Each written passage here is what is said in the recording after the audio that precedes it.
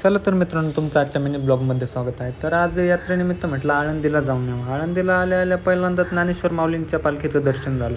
आता पालखीचं दर्शन घेऊन म्हटलं आता चला जावं आपल्या समाधीचं दर्शन घ्यायला. तर आता इथं आलो तर इथं गर्दी पाहतो तर इतकी डेंजर गर्दी झालेली होती. आळंदीमध्ये ते एवढे भाविक येत होते की विषयच नाही. तर मग आता इथून कसं तरी वाट काढत काढत आता पुढं गेलो तर नदीचा व्ह्यू तर एकच नंबर होता. नदीचा व्ह्यू पाहिला आणि म्हटलं आता समाधीच्या दर्शनासाठी जावं लागेल. तर मग आता इथं समाधीच्या दर्शनासाठी निघालो आहे. आता ऊन तर खूपच लागते पण आता जावं तर लागेल. मग काय आता इथं लाईनीत उभा राहिलो होतो. तर एवढी गर्दी होती की उभा राहायला पण जागा नाही. पण तरी आता गेलो. आता इथं आल्यानंतर मग काय आता समाधीचं दर्शन घेतलं आणि आता पुढं आलो. तर समाधीचं दर्शन बी खूप गर्दी होती आणि म्हटलं आता चला नदीत आता हातपाय तोंड धुवा. आता तिथं आलो तर इकडं तर खूप लाईन लागलेली होती वारकऱ्यांची. लाईन तर खूपच लांब होती. बरं झालं म्हटलं आता आपलं दर्शन तर झालं.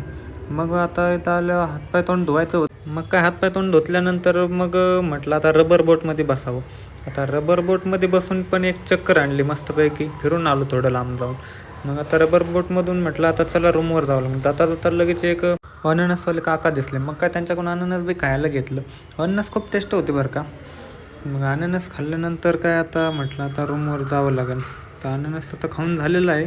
तर मित्रांनो, कसा वाटला आता मी ब्लॉग कमेंट करून नक्की सांगा. धन्यवाद.